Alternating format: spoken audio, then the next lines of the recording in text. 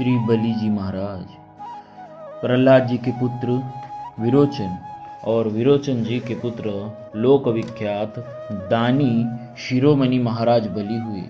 दैत्य कुल में उत्पन्न होने पर भी ये अपने पितामह के समान भगवत भक्त दानियों में अग्रणी और प्रातः स्मरणीय चिरंजीवियों में गिने जाते हैं।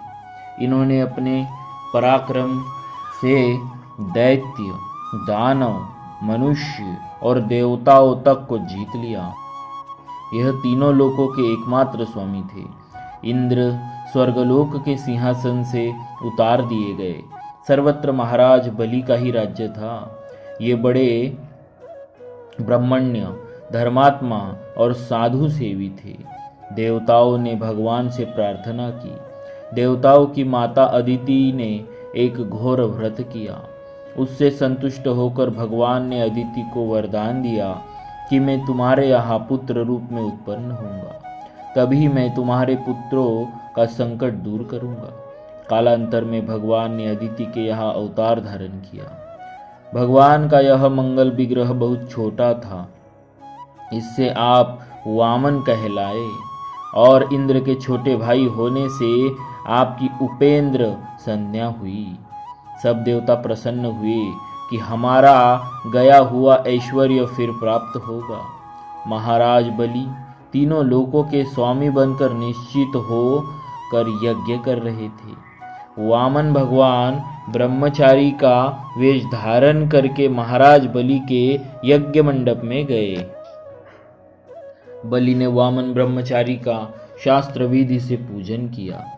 आर्घ्यपाद्य देकर गोदान के अनंतर महाराज ने कहा, आप सुपात्र ब्रह्मचारी हैं, मैं आपको कुछ देना चाहता हूँ। आपको जो भी अच्छा लगे वह मांग लीजिए। आपके मांगने पर मैं सब कुछ दे सकता हूँ। निसंकोच होकर आप मांगे। मेरे यहाँ से कोई ब्राह्मण विमुख होकर नहीं जाता। श्री वामन भगवान बोले, मुझे किसी चीज की जरूरत नहीं। मैं तो आपसे केवल 3 पग पृथ्वी चाहता हूँ जिस पर मैं बैठ सकूं।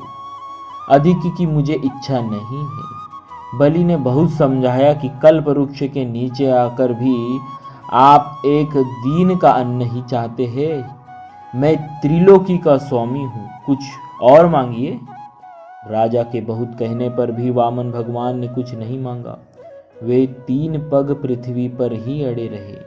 अंत में राजा ने कहा, अच्छा दूंगा। इस पर बलि के कुल गुरु भगवान शुक्राचार्य ने उन्हें समझाया कि ये वामन वेशधारी साक्षात भगवान है। 3 पग में तीनों लोकों को नाप लेंगे, तुझे श्रीहीन बना देंगे। ऐसा दान से क्या लाभ? तुम कह दो कि मैं नहीं दूंगा। बलि ने कहा, प्रथम तो किसी बात को कहकर फिर पलट जाना बड़ा पाप है। इसके अतिरिक्त मान लिया ये ब्राह्मण न होकर साक्षात भगवान ही है, तब तो और भी उत्तम है। मैं भगवान की प्रसन्नता के लिए ही यज्ञ कर रहा हूँ। यदि साक्षात भगवान मेरी वस्तु को ग्रहण करने आ गए तो मेरा होभाग्य है। जो कह दिया है उसे मैं अवश्य करूँगा। इस पर क्रुद्ध होकर गुरु ने उन्हें शाप दिया, तो भी वे अपने निश्चय से विचलित नहीं हुए। वामन रूपधारी वे भगवान तो थे ही। उन्होंने एक पग में पृथ्वी, दूसरे पग में स्वर्ग नाप लिया, तीसरे बदले में बलि को बांध लिया। बलि तनिक भी विचलित नहीं हुए। उनके सैनिक तथा जाति वाले तो क्रुद्ध भी हुए, किंतु बलि ने सबको समझाते हुए भगवान से कहा, ब्राह्मण, दातव्य वस्तु से वस्तु का दाता बड़ा होता है। अतः तीसरे पैर में आप मेरे शरीर को ले लीजिए।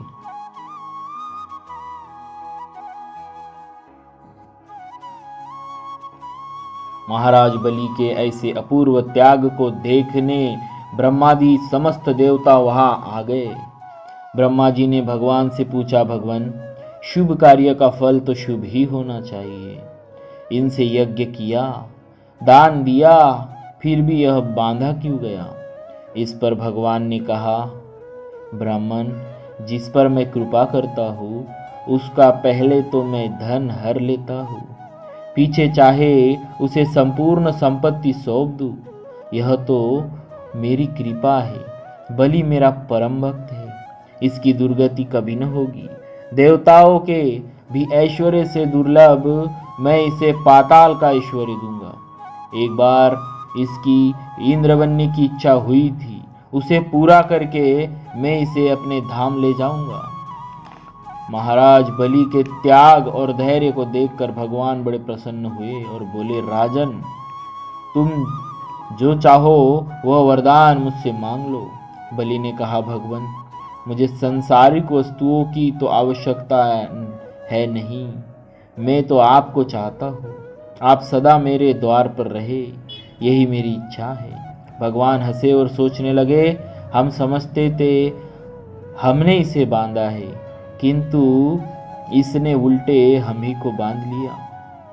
भगवान तो सदा अपने भक्तों की प्रेम रज्जु में बंधे हुए हैं। उन्होंने कहा, आज से मैं सदा तुम्हारे द्वारपाल बनकर रहूंगा। भगवान का आशीर्वाद पाकर बलि प्रसन्नता पूर्वक सूतल लोक में चले गए। गदा पाणी भगवान आज तक उनके दरवाजे पर एक रूप से द्वारपाल बने हुए हैं। यह है कि भगवान की भक्त वत्सलता का नमूना, और यह है भक्तों के स्वत्याग का सर्वोत्कृष्ट उदाहरण।